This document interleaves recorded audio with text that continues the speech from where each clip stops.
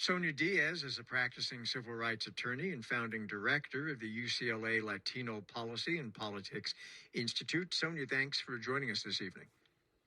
Thanks so much for having me. So, and we've been talking about that throughout the night, that there was a time when the Hispanic vote, Latino vote, was considered a lock. The Democrats had a lock on that vote, and it was, I guess, considered somewhat monolithic, even though, of course, that was always kind of silly. I mean, Cubans are different from Puerto Ricans, and Puerto Ricans are different from Mexicans, and it goes on and on and on and on.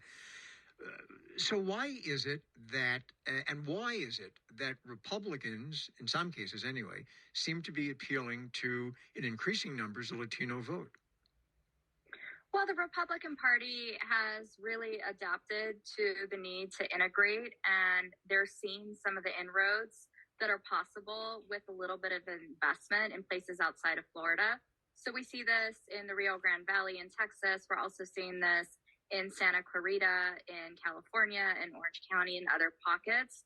Ultimately, this is occurring in a vacuum where the Democratic Party, which UCLA research out of the LPPI found that in the 2020 presidential election, Latino voters by and large supported President Biden by a 3-1 margin. That's looking at polling today for the 2022 midterms at a 2-1 margin for Democrats. So they have simply not invested in the ways necessary to really both integrate Latino voters into the policy agenda, but also mobilize them. One other point that's really important is that Latinos, like Asian American voters, are very young. So it's going to be important to not only ensure that those eligible voters, for which there are many, are registered to vote, but that they actually come out and cast a ballot, especially in states where it's hard to ensure your ballot is meaningfully counted. If we go a little smaller scale, even though it's a big city, if we go to the mayor's race instead of like congressional districts, but the mayor of LA, and it seems like, a lot of the Latino vote has been breaking according to the polling for Rick Caruso. Why? Is it the message? Is it that, people think he's a Republican? What do you think it is when it comes to that vote and Rick Caruso? Well, I definitely don't think that it's because he's a Republican. This is a Democratic city that has a population that is majority Latino. But Rick Caruso has really ran a mayoral contest and campaign that is a case study on how to engage and mobilize Latino voters.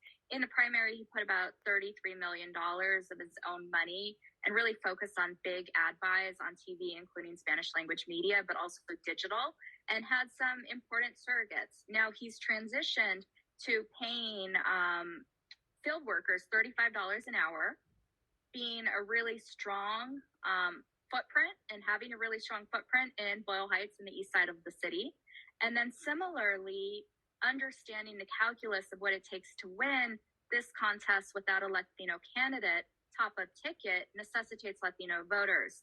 And so where Representative Karen Bass has been a long-standing leader cross-jurisdictionally of a multiracial, multi-ethnic constituency, she really did not focus on El Sereno or Boyle Heights or Lincoln Heights or Pacoima or Sun Valley in the ways that were necessary to have tonight's ballots counting look a little different than they are, frankly. Sonja Diaz, practicing civil rights attorney, founding director of the UCLA Latino Policy and Politics Institute. Sonja, thank you.